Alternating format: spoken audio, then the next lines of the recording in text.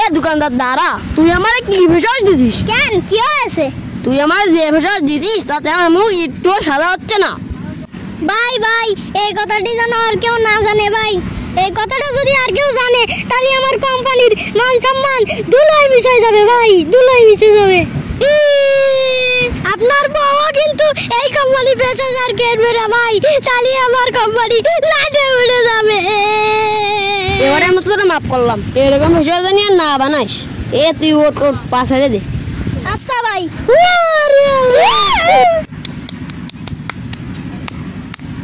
আচ্ছা ভাই তাহলে গেলাম ভাই। বন্ধু জানিস আজকে একটা কোম্পানি ম্যানেজার এসে আমার পা ধরেছে। কেমনি বন্ধু কেমনি?